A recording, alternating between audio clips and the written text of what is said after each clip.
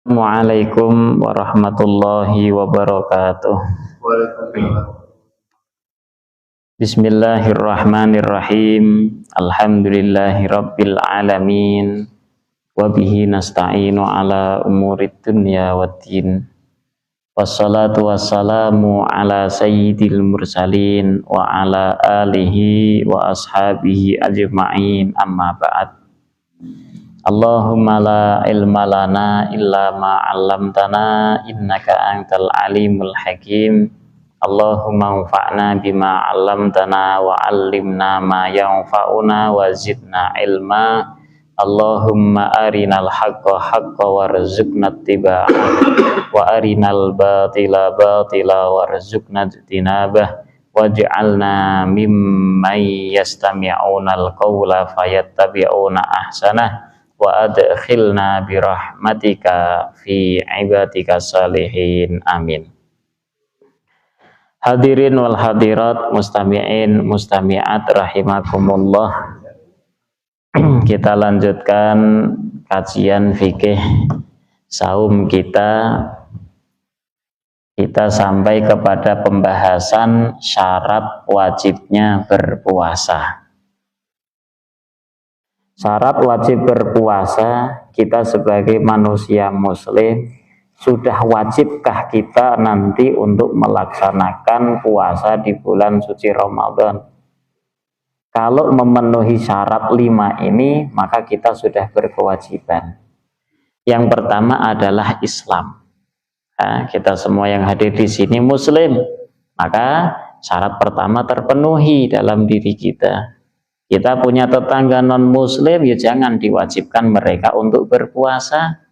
Atau kita berpuasa melihat teman-teman kita, tetangga kita yang non-muslim makan, maka kita nggak boleh melarang mereka. Ya, nggak boleh melarang mereka. Ya, sampai dirazia toko-toko yang non-muslim ya, nggak boleh kita larang. Kenapa? Mereka kan nggak berkewajiban puasa, gitu. Apakah mereka wajib hukumnya menghormati kita yang berpuasa sehingga mereka ketika makan harus nyumput, harus sembunyi-sembunyi? Enggak juga, ya. Kalau non muslim, maka enggak ada kewajiban mereka untuk apa? Ikut berpuasa, atau bahkan kalau makan harus sembunyi, itu tidak ada. Hah? Enggak usah menghargai puasa berarti? Enggak juga, atau enggak usah. Enggak, mereka enggak berkewajiban menghormati kita dengan cara makannya bersembunyi. Udah makan aja, mereka non muslim. Yang kedua, syarat wajibnya kita puasa adalah mukallaf. Mukallaf itu orang yang balik dan berakal sehat. Kalau kita punya anak belum balik, maka dia tidak wajib berpuasa. Kalau anak kita umur 8 tahun, kemudian kita suruh berpuasa Ramadan, tetapi dia sembunyi-sembunyi makan, kepergok oleh kita, kemudian kita pukulin dia, ya nggak boleh. Ya, nggak boleh. Karena dari awal mereka tidak berkewajiban berpuasa. Kalau hanya sekadar tarbiyah, wajib kita ajak anak kita untuk berpuasa Ramadan. Kita ajarkan mereka agar mereka terbiasa dan kuat puasa Ramadan. Ini hukumnya wajib ngajak mereka.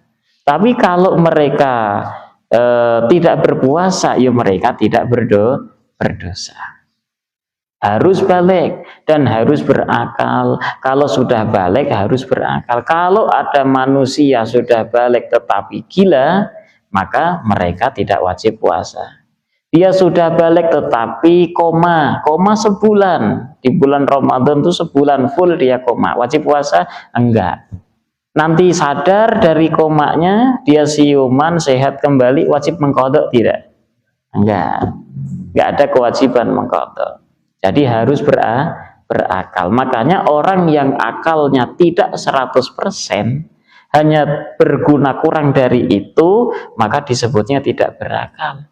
Nggak ada kewajiban untuk berpuasa. Ada yang pernah bertanya, saya punya nenek, punya kakek, dia itu sudah pikun, Nah, pikun itu akalnya berfungsi 100% tidak sih? Enggak. Maka dia tidak berkewajiban puasa. Tapi pas saat dia ingat diajak puasa, nanti di tengah hari zuhur makan karena pikun ya, maka tidak berdosa dia. Gitu ya. Karena sudah pikun, tidak berakal. Yang ketiga harus mampu berpuasa. Mampu itu terbagi menjadi dua, ada mampu secara hissi kasat mata dan ada tidak mampu secara syar'i.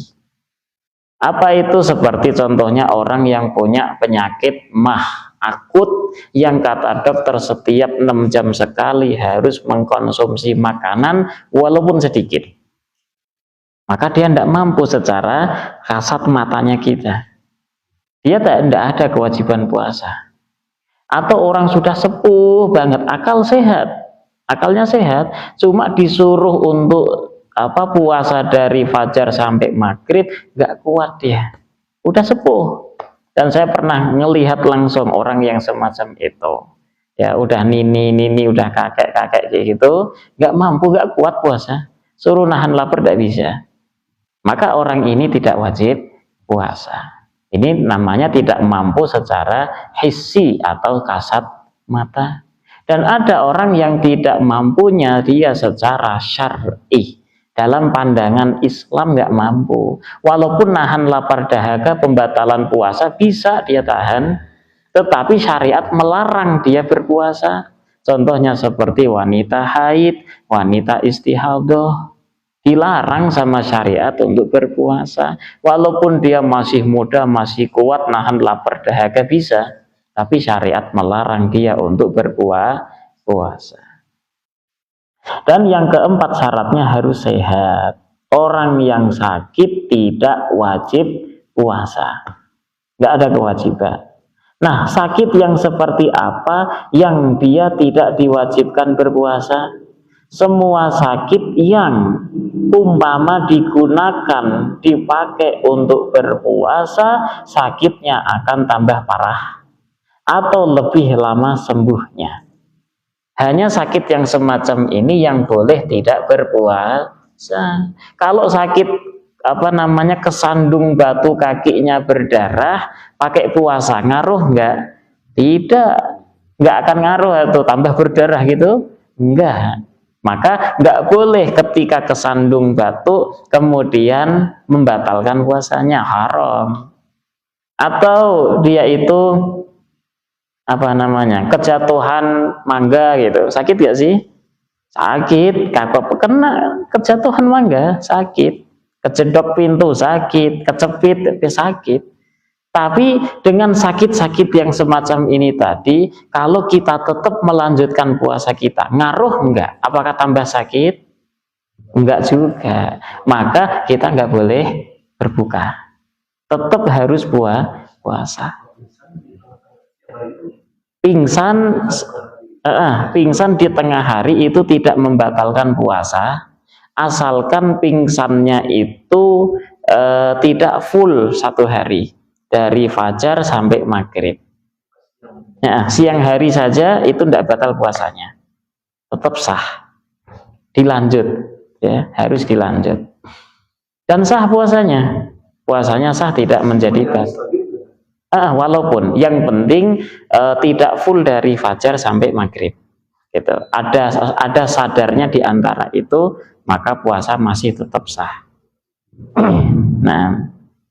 Oke, contoh sakit yang boleh dia tidak berpuasa itu apa? Sakit yang umpama dipakai berpuasa akan tambah sakit.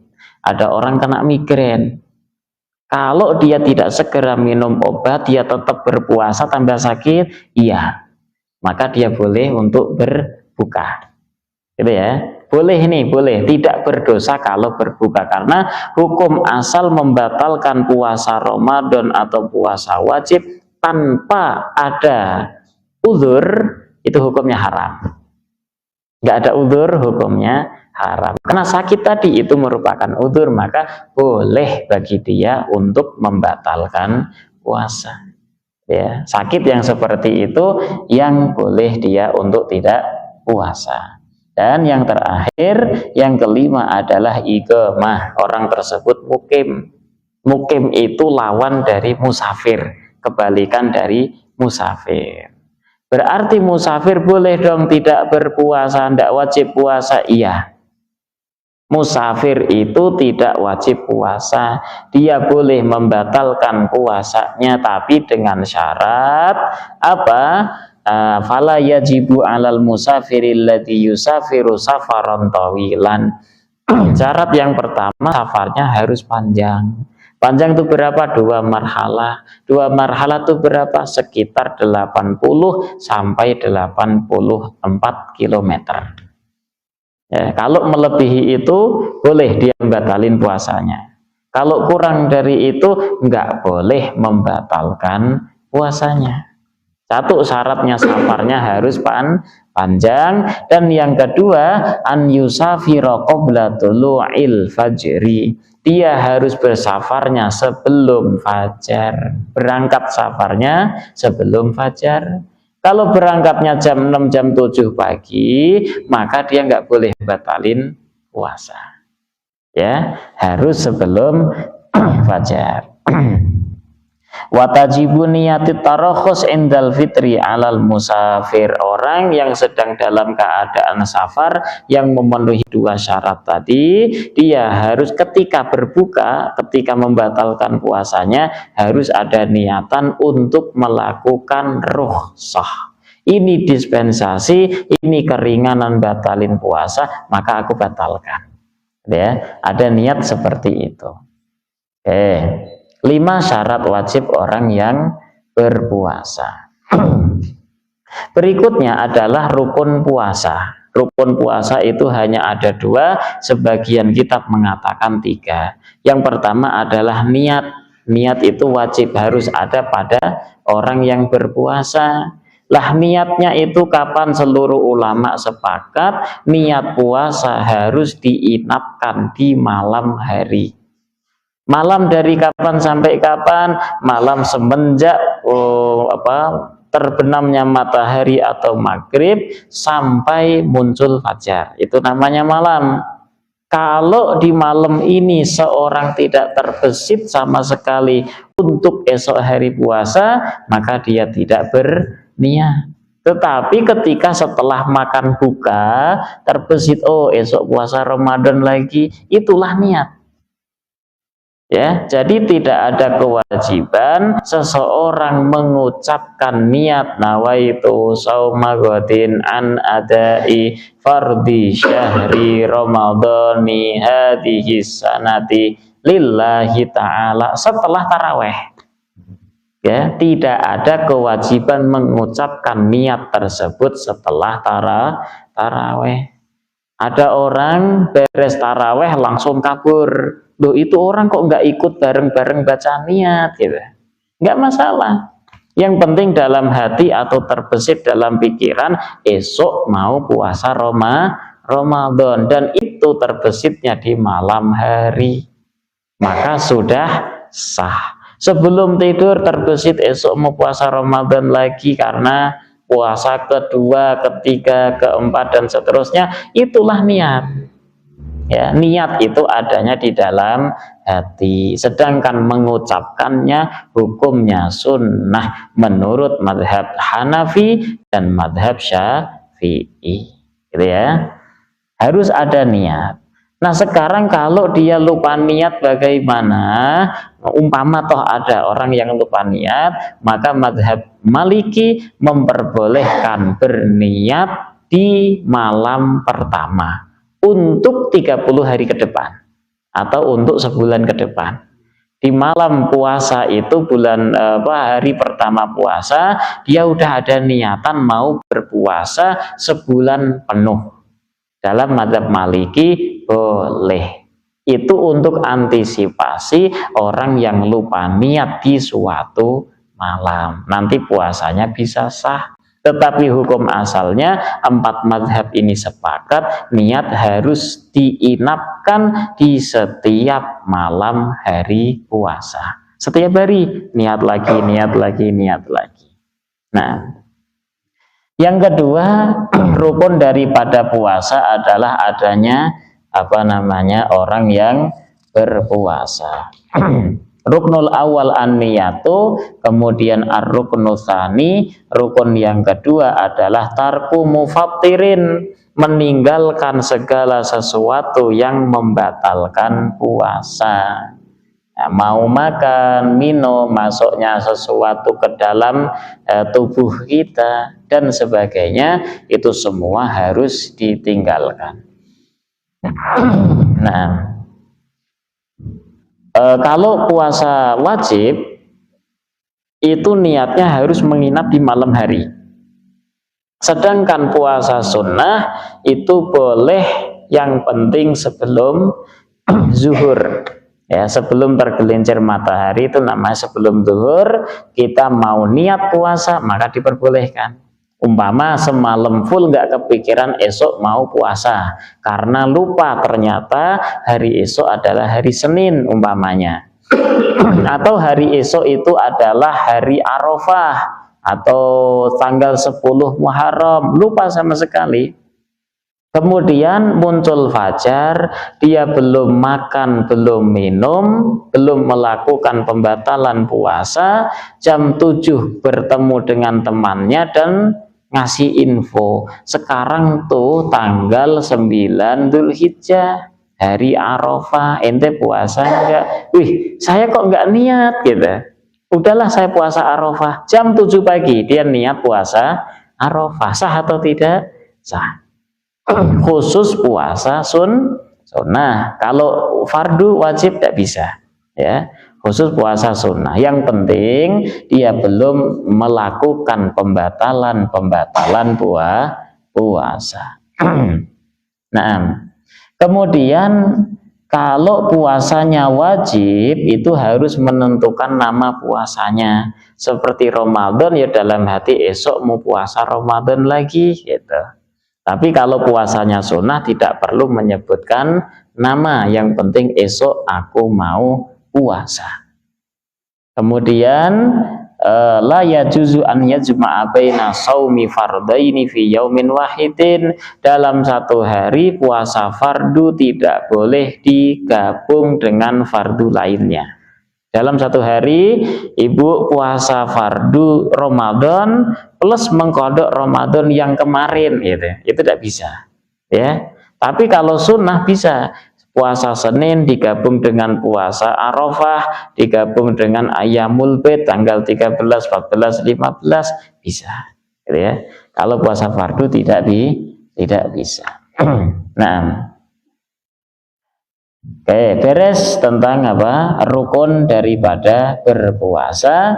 Kemudian sekarang kita akan bahas kesunahan berpuasa. Banyak sekali kesunahan puasa. Di antaranya yang pertama adalah ta'jilul fitri, menyegerakan berbuka. Ketika kita sudah yakin waktu maghrib telah masuk, maka segeralah kita berbuka. Berbuka itu tidak langsung makan berat, ya. Yang penting membatalkan puasa kita walaupun dengan seteguk air, itu namanya segera berbuka. Maka makanan untuk berbuka kita disebutnya takjil. Takjil itu pakai bahasa Arab dari ajala yu'ajjilu takjilan, menyegerakan. Artinya menyegerakan. Jadi berbuka yang penting satu tegukan atau kurma 1 atau 3 kayak gitu, maka sudah disebut berbuka. Tidak harus makan berat. Ta'jilul fitri idza tayaqqanal hurub, ketika yakin sudah terbenam matahari langsung kita segera berbuka. Berbeda halnya dengan orang yang masih ragu. Ya, di sini itu informasi maghribnya jam 6 lebih 1/4, tetapi baru jam 6 lebih 10 sudah pada azan gitu. Dan kita ragu, udah maghrib beneran nggak sih? Masih ragu nih. Maka kita belum boleh berbuka. Sampai kapan? Sampai kita yakin kalau waktu maghrib sudah tiba. Jam 6 1/4, nah ini udah maghrib nih. Kita baru berbuka. gitu ya. Hadis Rasul sallallahu alaihi wa alihi wasallam, la yazalun nasu bi khairin ma'ajjalul fitr wa akharus sahur. Manusia akan terus senantiasa dalam kebaikan selama mereka menyegerakan berbuka dan mengakhirkan sahur. Jadi ada kebaikan di sana ya, menyegerakan berbuka ada kebaikannya, mengakhirkan sahur pun ada kebaikannya. Kebaikannya apa? Banyak kebaikannya. Berikutnya ada kesunahan lagi, wa yusannu taqdimuhu ala sholati. Apakah ketika sudah masuk waktu maghrib lebih baik kita langsung sholat maghrib atau berbuka terlebih dahulu? Di dalam kitab Fathul Mu'in dijelaskan sunnahnya adalah berbuka terlebih dahulu. Yang penting batal aja puasa kita, beres itu kita sholat maghrib, gitu ya. Tapi jangan pula kita berbukanya langsung makan banyak, satu piring kita makan, nanti belum koleknya, belum ininya, sehingga sholatnya ditakhir. Ya jangan seperti itu. Udah, yang penting batalin dulu minum atau makan kurma, udah sholat dulu maghrib, beres sholat maghrib barulah nanti makan besar, gitu ya.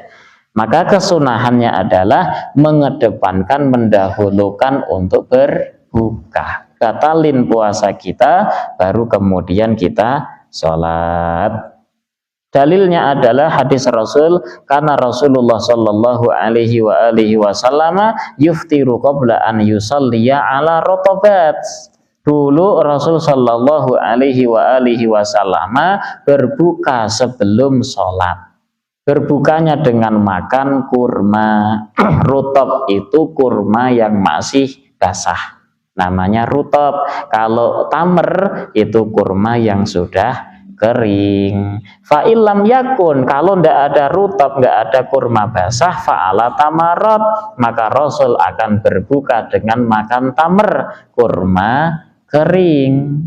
Fa'inlam yakun, kalau tidak ada kurma kering, hasawatin min ma, maka Rasul mencukupkan dengan minum seteguk 2 teguk air. Kenapa? Enggak ada hadis itu. Tidak ada hadis berbukalah dengan yang manis, enggak ada. Itu hanya kesimpulan karena Rasul berbuka itu menggunakan tamer itu manis, maka kesimpulannya berbuka dengan menggunakan yang manis. Hanya kesimpulan, bukan suatu hadis. Nah, nanti itu masuknya ke istinbatul ahkam, kesimpulan satu hukum. Makanya kalau tidak ada rutab pakainya tamer, tidak ada tamer maka pakai manis-manisan yang belum tersengat api, seperti pepaya kan manis tapi tidak tersengat api, semangka, buah-buahan gitu. Kalau tidak ada barulah manis-manisan yang sudah tersengat api, kolak atau sirup atau es buah gitu, yang sudah tersengat api. Nah, ada kesunahan berikutnya as-sahur. Sahur itu makan biasa, tapi bisa menjadi sunnah ketika dilakukan untuk dengan niatan sahur. Ya, sahur itu bisa didapatkan kesunahannya walau bijur'ati ma'in, walaupun hanya dengan seteguk air saja. Dengan niat aku mau melakukan sahur, maka orang tersebut akan mendapatkan kesunahan. Nah, orang disebut sebagai makan sahur itu mulainya dari kapan? Kalau berakhirnya kan sebelum subuh. Nah, mulainya dari kapan? Wa yadkhulu waktu sahuri min muntasafil laili.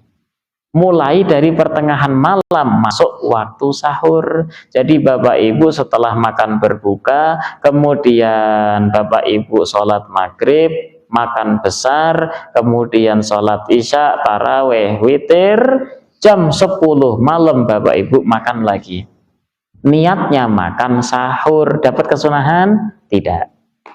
Ya dapat, karena makan sahur kesunahannya itu setelah pertengahan malam. Berarti ya setelah jam 12. Bapak Ibu makan dengan niatan aku mau sahur, maka di situ dapat kesunahan makan sahur. Dan istilah sahur itu kalau Indonesia kan benar gitu. Tapi kalau istilah Arab, tulisan Arab Fusha itu bukan sahur tetapi suhur. Dengan membaca dhammahnya sid, suhur gitu ya. Suhur itu adalah perbuatan makannya. Sedangkan sahur, sinnya dibaca fathah, itu makanannya. Kalau minum berarti minumannya. Jadi makanan minuman yang akan disantap itu namanya sahur. Tapi kalau perbuatannya itu suhur. Itu dalam bahasa Arab. Sama seperti wudhu. Ada wudhu, ada wadu.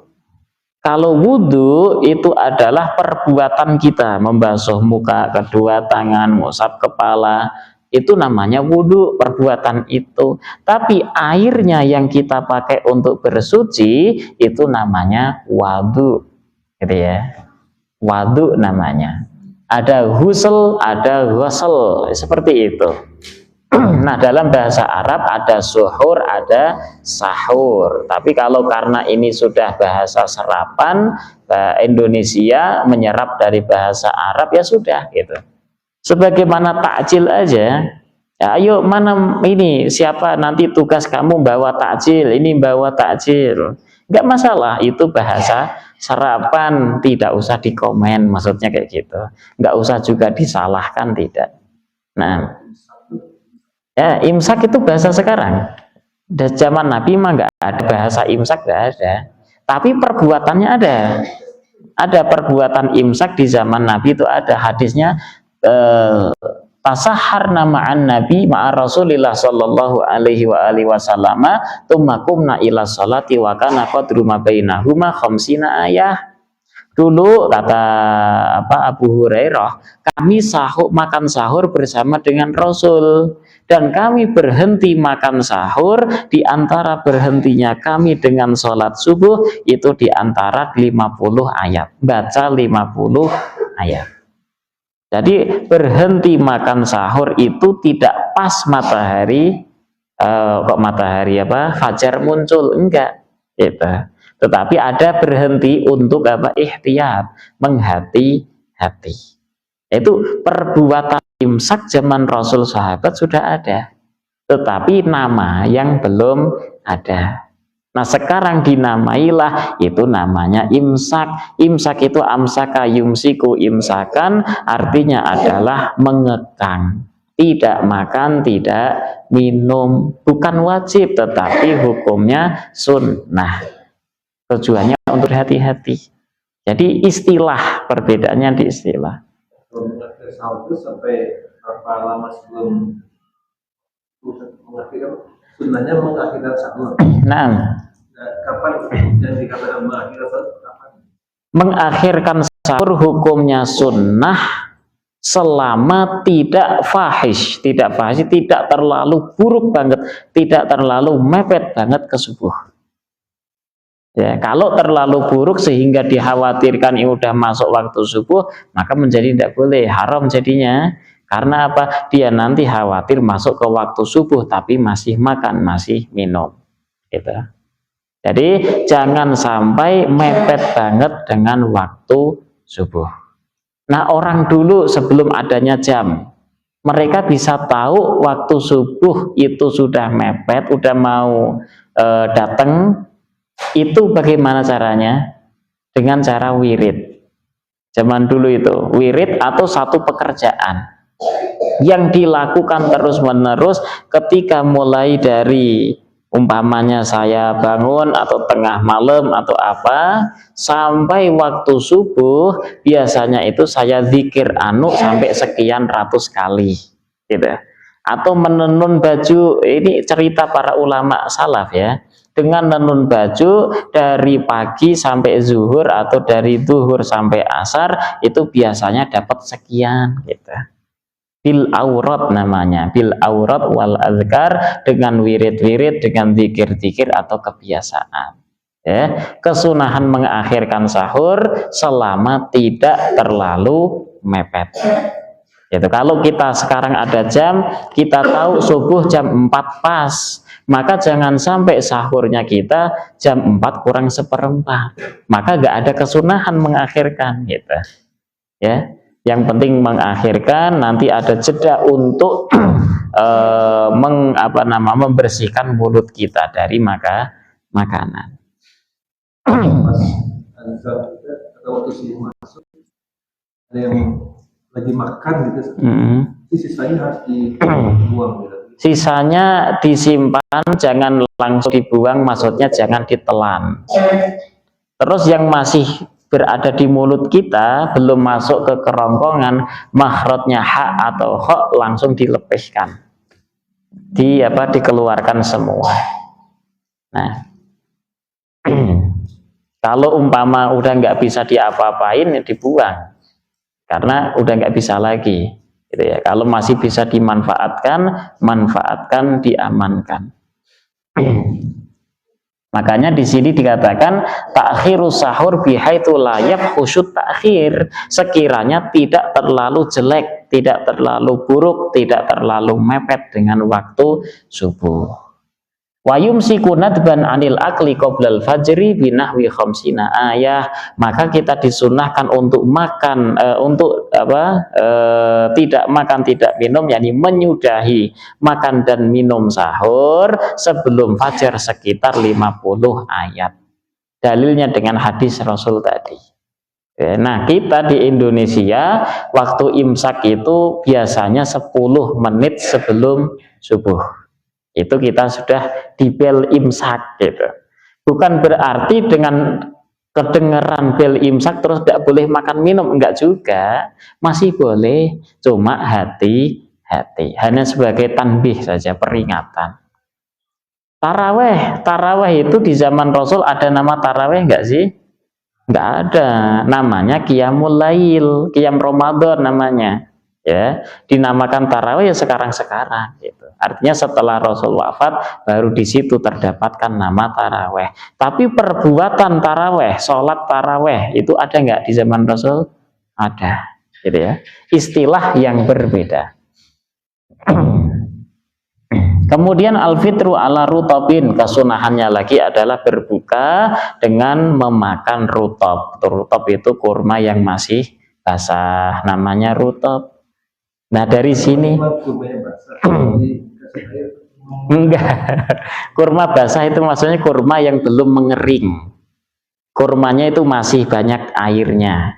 Antum pernah tahu ini enggak, juwet? Juwet, tahu juwet? Apa nama lain juwet itu? Tahu enggak?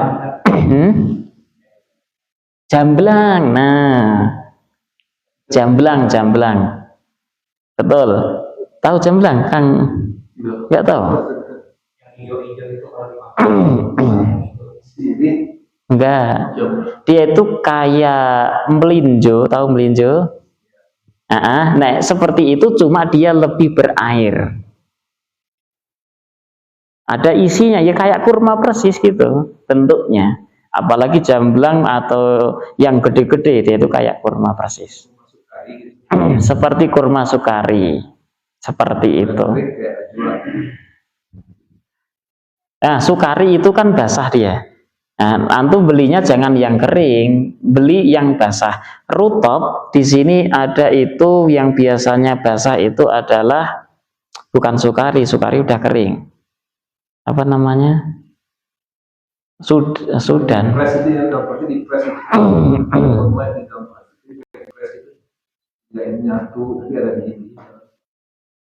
Yang masih ada tangkainya, yang masih ada tangkainya biasanya basah. Mungkin, itu. Nah, itu namanya kurma basah, itu rutob namanya. Nah, nanti kalau Bapak biarkan, itu bisa ngering. Kering ketika dimakan nggak ada airnya, gitu. Tapi kalau masih rutob, masih ada airnya. Enggak, beda. Beda, itu namanya buser. Ada istilahnya, ada tolak, ada buser, ada rutob, ada tamer. 5 kata, no. Oh, setelah tolak ada namanya kholal. Ada tolak, ada kholal, ada busar, rutop, dan tamer. Kalau di Indonesia sama persis dengan tingkatan kelapa. Kelapa itu ada namanya manggar. Manggar itu bunga kelapa. Di sini apa? Bunga kelapa namanya apa di sini? Nggak tahu. Bunga-bunganya namanya manggar. Setelah manggar, dia itu akan menjadi pentil, namanya beluluk. Pernah tahu nggak? Kelapa yang kecil banget itu, kalau jatuh buat mainan, itu namanya beluluk. Nanti gede dikit namanya cengkir. Sebelum dawakan ada cengkir. Apa namanya, Pak? Cengkir juga. Setelah cengkir ada dawakan degan, kelapa muda. Baru kemudian cikal. Cikal itu kelapa yang udah tua yang akan muncul tunasnya. Namanya cikal. Dan ini sama.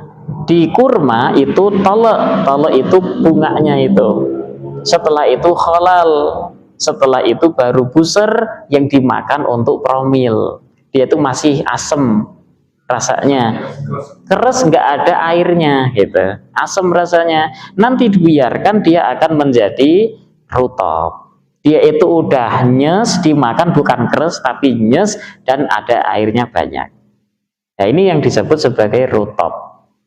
Setelah rutop dia akan mengering, dijemur dan sebagainya, jadilah tamer. Gitu.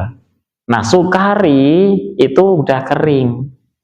Ajwa itu udah kering. Yang ada ya, yang ada di sini itu udah kering. Nah, intinya pakai yang manis ya. Tadi yang manis tingkatannya pakai tamer, rutop pakai tamer. Kalau enggak ada ya apa yang belum tersengat api. Kalau enggak ada lagi ya udah yang tersengat api pakai kolak. Enggak ada juga air putih. Gitu. Dan al-ityan bidu'ail iftar, kesunahannya lagi saat kita berbuka kita sambil berdoa. Nah, ini sering kami ini kan ya kasih tahu bahwasanya ketika makanan dihidangkan depan kita, kita membaca doa Allahumma barik lana fima razaqtana wa qina adzabannar. Kita mau makan, baca bismillah, bismillahirrahmanirrahim, makan, beres kita makan barulah berdoa. Allahumma laka sumtu wa bika amantu wa ala rizkika aftartu. Ada yang menambahkan dhahabat dhoma wa talatil uruq wa thabatal ajru insyaallah. Gitu ya. Lah ada yang bertanya, lah terus doa katanya mustajabah di saat kita berbuka itu kapan? Saat kita berbuka makan atau setelah atau sebelumnya? Para ulama berbeda pendapat akan hal itu. Ala kulli hal, fikih tidak membahas itu. Ya, kalau kita mau berhati-hati ya sudah seharian full 30 hari bulan Ramadan itu adalah doa mustajabah. Maka doa mah dari pagi aja. Sambil kita ngobrol terus hatinya kita mau meminta keinginan kepada Allah. Sambil makan, sambil minum, kita terus berdoa. Doakan dalam hati. Ya, tidak usah kita ucapin apa, enggak usah. Kalau di sini ada adat sambil kita nunggu buka bersama, kita sambil berzikir, sambil berdoa. Boleh atau tidak? Boleh, itu bagus. Gitu ya. Jadi nggak usah didebatkan, oh harus makan dulu baru buka berdoa. Enggak juga. Jadi kapanpun diperbolehkan kita berdoa. Nah, setelah kita membaca doa tadi wayada'u bima syaa, dan kita berdoa dengan apa yang kita inginkan.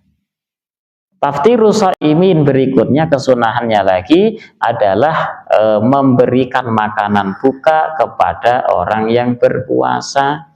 Nah, memberikan makanan kepada orang yang berpuasa tidak harus makanan berat.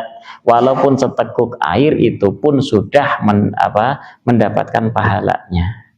Nah, ada yang kelewat, wa yusannu an yakula akibal fitri la qablahu wa la indahu. Di dalam Fathul Mu'in dijelaskan bahwa memanjatkan doa Allahumma laka sumtu dhahabadz dzama'u tadi itu sunnahnya dibaca setelah kita batal puasanya. Nah, udah minum, udah makan, langsung baca Allahumma laka sumtu wa bika amantu tambahi dhahabadz dzama' wa talatil uruku la qablahu wala indahu. Tidak sebelum berbuka, tidak pula saat kita berbuka. Ya, setelah batal barulah kita membaca. Nah, berikutnya mandi di setiap malam. Mandi setiap malam bulan Ramadan hukumnya sunnah, dan mandinya itu kesunahannya itu ba'dal maghribi.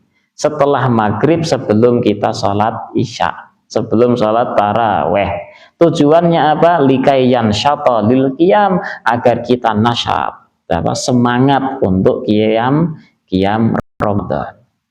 Nah, mandi di setiap malam bulan Ramadan hukumnya adalah sunnah.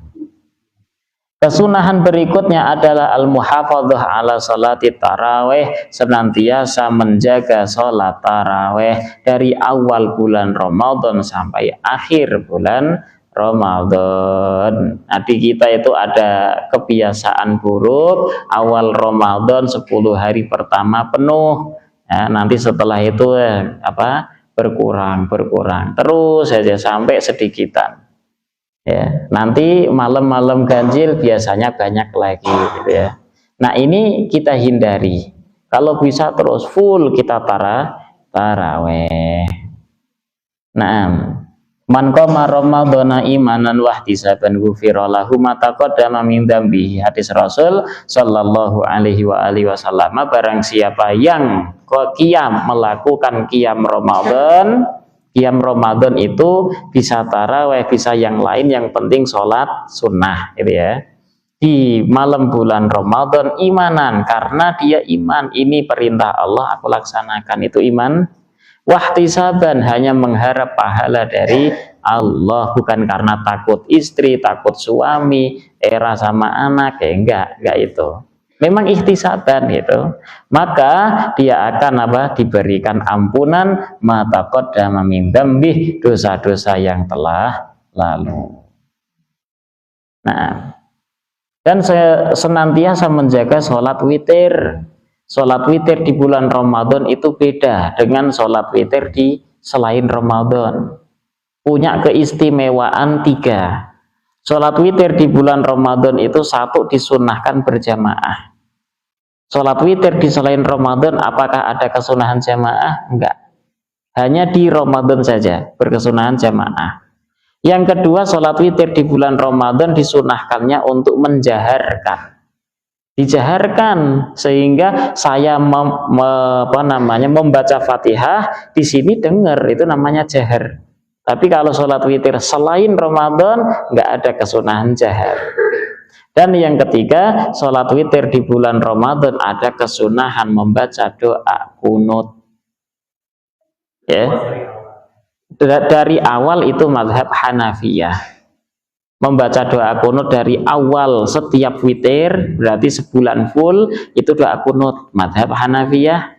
Sedangkan mazhab Syafi'i adalah setengah terakhir, gitu ya. 16 malam 16, 15 malam 16 itu nanti disunahkan doa kunut. Nah, kalau di Makkah baca doa kunut witir kapan? Setiap malam dari awal Ramadan, dari awal. Mazhab Hanafiyah berarti dari awal disunahkan membaca doa witir, doa kunut dalam sholat witir. Nah, sedangkan selain di bulan Ramadan witirnya tidak ada kesunahan doa kunut. Nah, al-iktsam min tilawatil Qur'ani bitadabbur, dan di bulan Ramadan kita disunahkan memperbanyak baca Al-Qur'an dengan tadabbur. Ya, ditadaburi, kita baca Al-Qur'an, pakai Quran yang terjemah perkata itu, bacanya pelan-pelan dengan penuh tilawah. Kemudian kita sambil ngelirik sedikit-sedikit artinya gitu. supaya bisa mentadabburi apa arti yang kita baca. Ramadhanu syahrul Quran. Ya, dalam asar sahabat, Ramadan adalah bulannya Al-Quran. Apa ayatnya itu? Syahrul Ramadan alladzi unzila fihil Quran. Nah, syahrul Ramadan, bulan Ramadan adalah bulan di mana Al-Quran diturunkan. Hudal linnas wa bayyinatin minal huda wal furqan. Al-iktar minas sunan, juga di dalam bulan Ramadan kita disunahkan memperbanyak melakukan kesunahan-kesunahan daripada sholat. Kita sholat rawatib, qabliyah, ba'diyah, mu'akkadah atau ghair mu'akkadah, lakukan semuanya.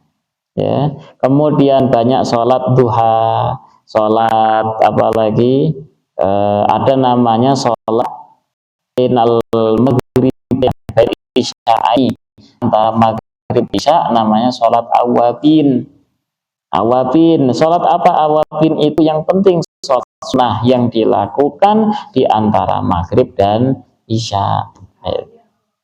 Awab, orang-orang yang kembali kepada Allah. Awabin, bukan taubat, kembali gitu.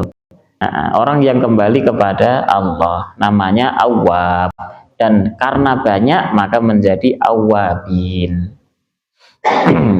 Banyak sholat tahajud, ya, sholat malam hari, sholat sunnah setelah apa tahajud, sholat di malam hari setelah setelah tidur malam. Ini namanya adalah sholat tahajud, sholat tasbih, dan sholat-sholat yang lainnya. Sunnah-sunnah itu dilakukan semuanya. Memperbanyak amalan-amalan soleh. Selain sholat ada sodako, ada membantu. Kalau kita tidak punya uang ya pakai tenaga kita. Silaturahmi, hadir di majelis-majelis. Nah, ini namanya amalan soleh. Diem di masjid, iktikaf, itu pun amalan soleh. Maka sering-sering kita lakukan di bulan suci Ramadan.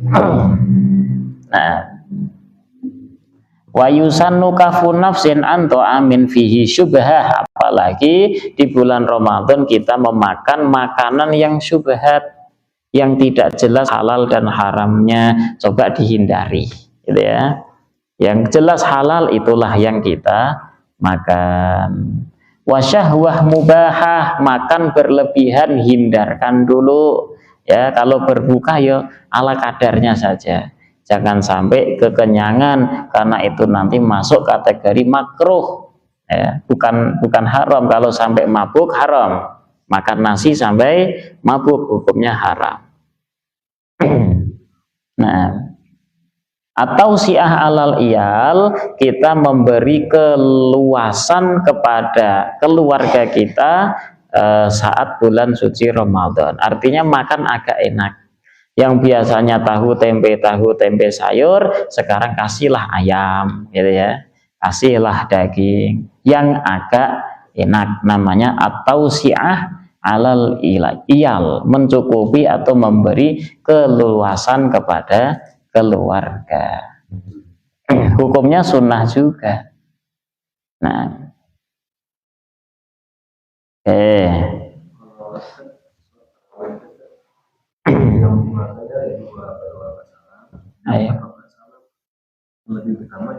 nah, sholat taraweh itu 4 madhab sepakat kalau sunnahnya dilakukan 2 rakaat sekali salam. Dalilnya sholatul laili masna matna, sholat malam 2-2. Ini 4 madhab sepakat. Hanafi, Maliki, Syafi'i, Hambali sunnahnya 2 rakaat sekali salam. Oke, sekarang muncul permasalahan. Kalau ada orang sholat taraweh 4 rakaat sekali salam, bagaimana sholatnya, sah atau tidak? Dari tertua mazhab Hanafi mengatakan, andai ada orang sholat taraweh 20 rakaat sekali salam, maka sah sholatnya. Apalagi 4 rakaat sekali salam, gitu. Sah sholatnya dikarenakan apa? Dia udah ruku, dia udah sujud, dia sudah semuanya lakukan, maka sah sholatnya. Tetapi itu semua hukumnya makruh. melakukan sholat tarawih lebih dari 2 rakaat sekali salam, hukumnya adalah makruh tapi sah. Ya, tapi sah. Hanafi. Kemudian madhab Maliki tertua kedua, beliau juga mengatakan hal yang sama. Ada orang sunnahnya sholat tarawih itu 2 rakaat sekali salam. Tapi kalau dilakukan 4 rakaat sekali salam atau lebih, maka hukumnya juga makruh. Sah tetapi makruh. Madzhab Syafi'i, sholat tarawih itu harus 2 rakaat sekali salam. Andai ada orang yang sholat tarawih 4 rakaat sekali salam dan dia tahu ketidakbolehannya, maka tidak sah sholatnya. Kalau dia tahu akan ketidakbolehannya, dia diberi pahala atau tidak. Ada 2 kelompok yang berpendapat, satu mengatakan tidak dapat pahala, yang kedua mengatakan dapat pahala, tetapi pahala sholat sunnah mutlak, bukan taraweh. Ya, jadi yang mengatakan tidak sah 4 rakaat sekali salam hanya madhab Syafi'i. Hambali bagaimana? Nggak pernah ada pembahasan 4 rakaat sekali salam dalam madhab Hambali. Artinya tidak menghukumi, gitu ya. Diambil aja kesepakatannya. Mereka 4 madhab bersepakat kalau sholat taraweh sunnahnya 2 rakaat sekali salam, gitu ya.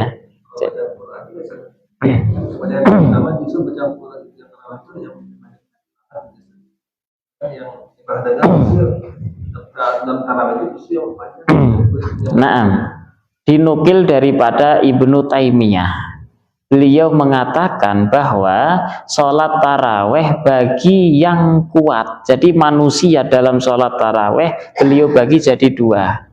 Ada manusia yang kuat berdiri lama, ada manusia yang tidak kuat berdiri lama. Kata Ibnu Taimiyah, kalau manusia dia kuat berdiri lama, maka sholatlah 8 rakaat. Tarawehnya berapa? 8 rakaat. Tetapi ya lamanya sesuai sebagaimana hadis Nabi Shallallahu Alaihi Wasallam. Ada sahabat yang mengatakan, dulu kami sholat qiyam Ramadan bersama Nabi, itu seakan-akan kami khawatir tidak bisa ikut makan sahur.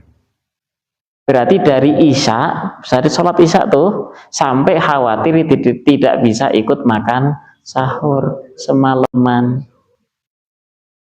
8 rakaat silakan, nggak usah banyak-banyak. Tapi kalau yang dibacanya itu kulhu, surat pendek artinya, maka lebih baik 20 rakaat gitu.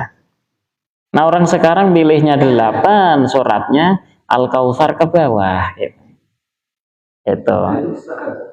Nah, gini, sholat taraweh minimal berapa sih? 2 rakaat. Seluruh ulama sepakat, sholat taraweh minimal 2 rakaat dan maksimal 20 rakaat selain Maliki. Hanafi mengatakan maksimal 20, Syafi'i 20, Hambali 20, Maliki 36 rakaat maksimalnya. Tapi semuanya mereka sepakat minimal 2 rakaat. Jadi sholat taraweh 8 rakaat, 10 rakaat sudah bagus daripada orang yang sholat taraweh cuma 2 rakaat. Itu pun dapat pahala taraweh, qiyam Ramadan namanya. Ya. Nah. Witir maksimal 11 ya. Nah, kalau cuma 3 itu masih minim. Ya, minim namanya itu minimal kesempurnaan. Itu 3 rakaat. Tapi kalau maksimal sempurna itu 11 rakaat.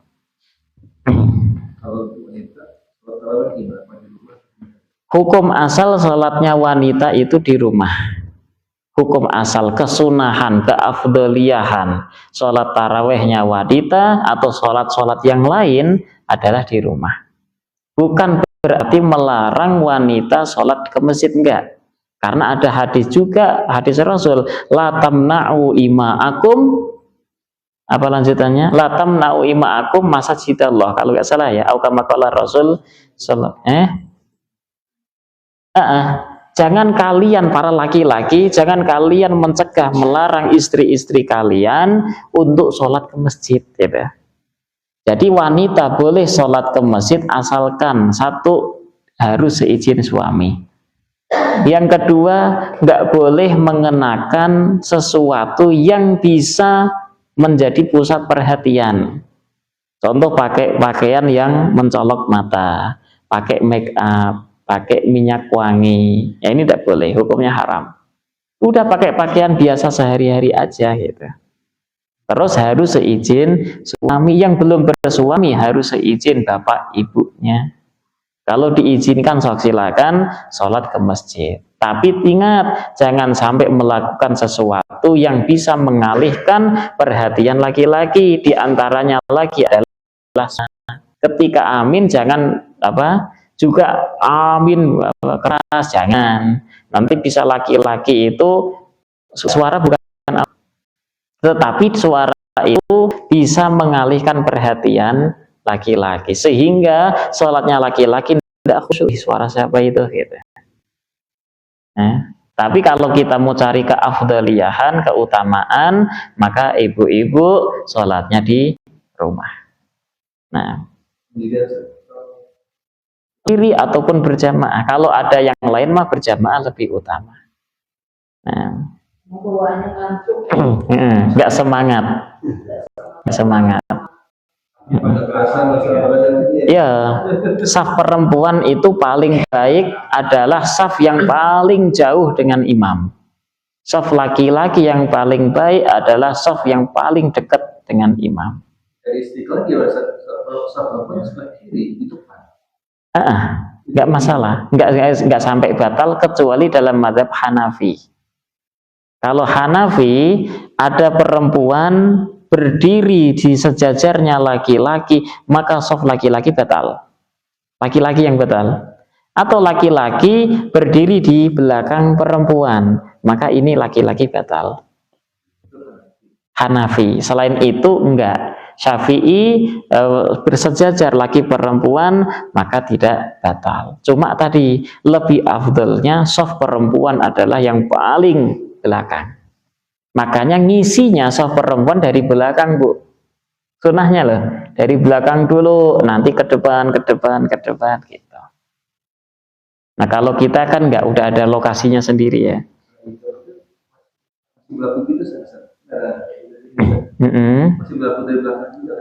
Dari belakang. Karena shaf wanita yang paling bagus adalah shaf yang paling jauh daripada imam. Paling belakang, makanya ngisi dari belakang dulu, walaupun sudah disediain tempat ya. Nah, ada hadis Rasul bahwa ibu-ibu atau wanita sahabiyah saat itu memang berjamaah sholat subuh bareng Rasulullah, gitu ya.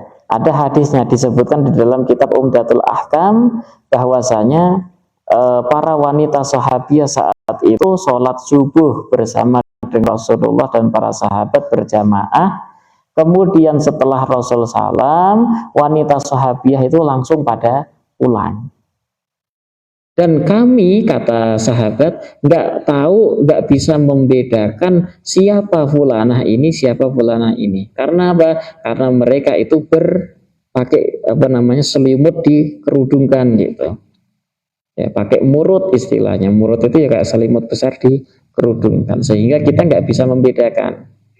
Yang kedua, diambil istinbatul ahkam daripada hadis ini. Dulu sholat subuhnya Rasul itu masih gelap gulita, gitu ya.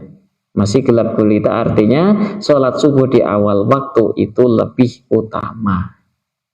Tapi Hanafi mengambil pendapat yang berbeda. Sholat subuh itu adalah di waktu isfar. Isfar itu langit sudah terang benderang, tapi matahari belum muncul ya. Itu kata mazhab Hanafi, sholat subuh di waktu isfar lebih banyak pahalanya, lebih utama daripada sholat subuh di awal waktu. Nah,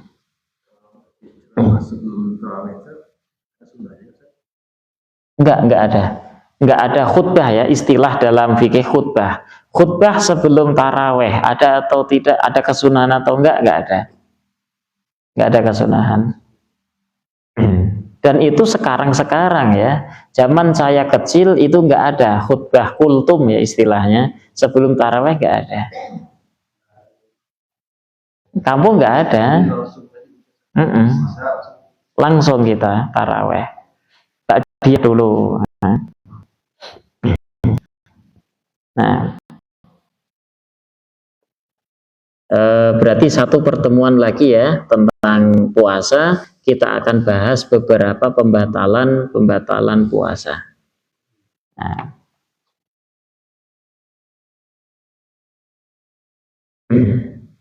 Ibu gak nanya, Bu?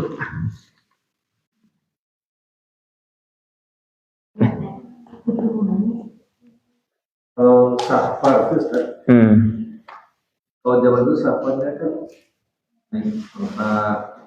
naik gitu, jadi 80 sampai 84 kilo terasa lama. Kalau sekarang 84 kilo 1000 kilometer juga tak nyampe hari gitu. Iya. Nah, apakah masih berlakunya kita namanya tidak diwajibkan untuk berpuasa?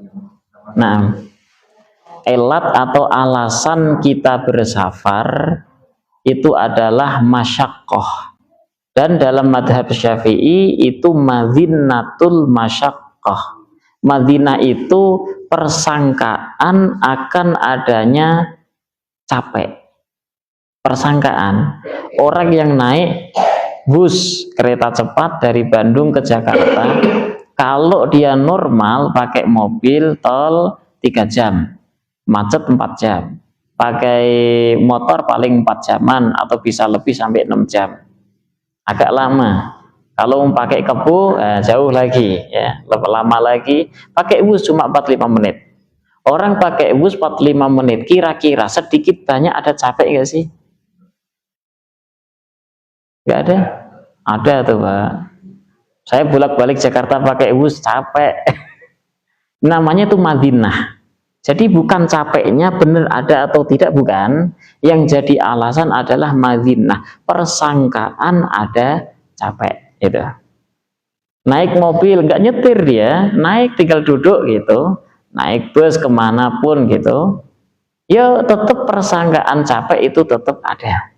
Gitu. Jadi yang dijadikan alasan adalah persangkaan itu.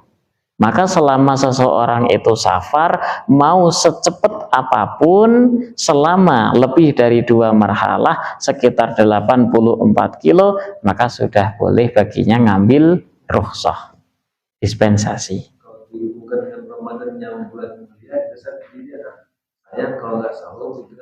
Naam. Ya. Kini makanya orang yang bersafar saat Ramadan dan safarnya itu sebelum fajar, hukum asalnya boleh membatalkan puasa. Hukum asalnya boleh nggak wajib ya, boleh batalin puasa. Tetapi kalau dia masih kuat berpuasa dalam keadaan safar, afdalnya tetap puasa. Kita bicara afdal. Tetap berpuasa. Kalau nggak kuat barulah sok silakan tidak berpuasa. Jadi rukhsah itu peringanan yang boleh diambil. Nggak ada kewajiban. Kalau kita mau tetap puasa, bagus. Afdol kalau kita mampu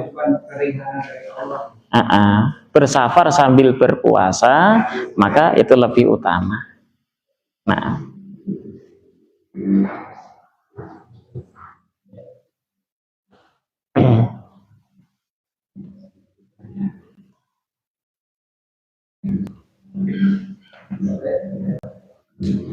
Nah di sini kalau karena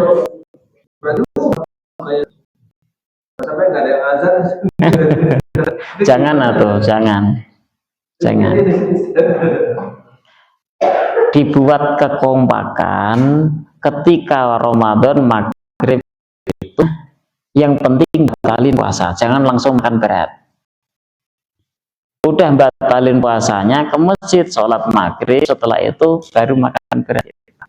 Dibuat kekompakan seperti itu.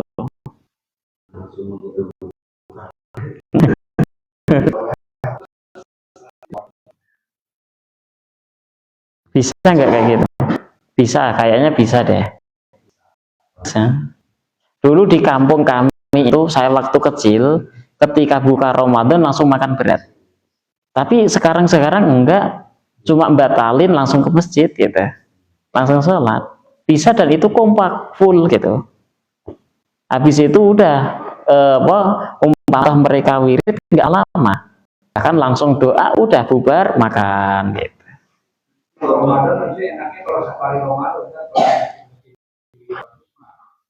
Itu ya ramai.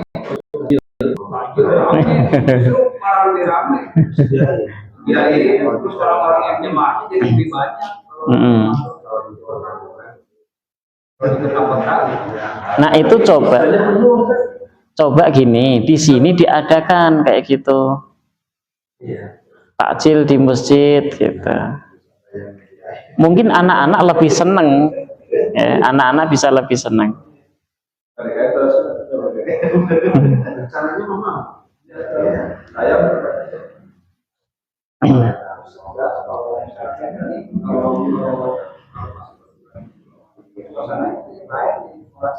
Iya. Nah, coba diadakan sekali 2 kali dulu aja.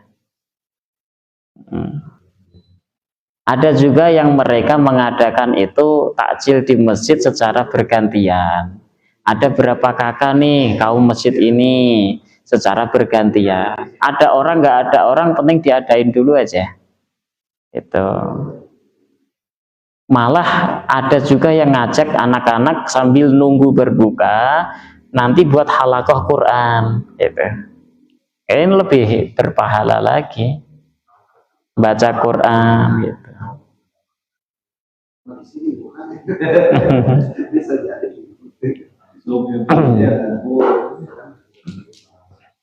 Keliling Pak Andri. Ya, jadi kelilingnya kan sampai bisa PPT jadi mencari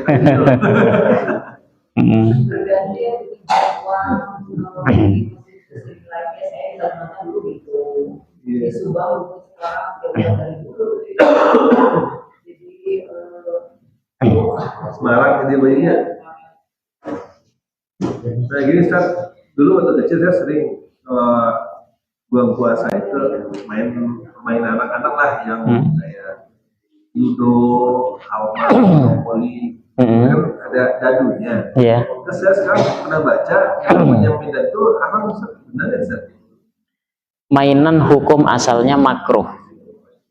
Kalau mainan itu ada hal yang merugikan daripada harta benda kita, maka hukumnya menjadi haram. Seperti yang merugikan apa? Main kelereng. Mainan hukum asalnya makruh, tapi karena kita kalah, kelereng kita diambil, hukumnya menjadi haram. Atau main apa? Wayang. Wayang itu apa? Kertas itu loh. Apa nama? Gambar. Gambar itu kalau kita kalah kan diambil tuh. Nah, maka hukumnya haram. Judi jadinya. Judi, nggak boleh. Nah, itu ada merugikannya nggak, Pak? Apa merugikannya apa? Iya, maksudnya cuma main-main saja, maka hukumnya makruh. Kalau sampai melalaikan sholat, maka menjadi haram. Atau sampai memunculkan kata-kata yang jorok, kalah terus dia itu apa? Berkata jorok gitu, kasar, maka menjadi haram gitu. Hukum asal enggak makruh atau seperti catur hukum asal makruh, enggak mubah. Permainan hukum asalnya makruh.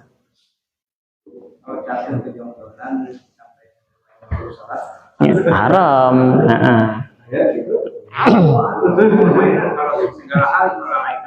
HP sekarang ini loh ya Allah, HP anak-anak main game, hukum asal main game makruh. Tapi bisa jadi haram gara-gara anak lupa sholat. Anak membentak orang tuanya gara-gara nge-game. Itu haram jadinya.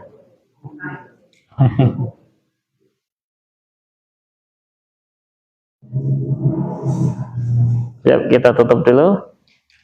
Akhiri dengan kafarah majelis. Subhanakallahumma bihamdika asyhadu an la ilaha illa anta astaghfiruka wa atubu ilaik. Sallallahu ala sayyidina Muhammad wa ala alihi washabbihi baraka wasallam. Alhamdulillahirabbil alamin. Assalamualaikum warahmatullahi wabarakatuh.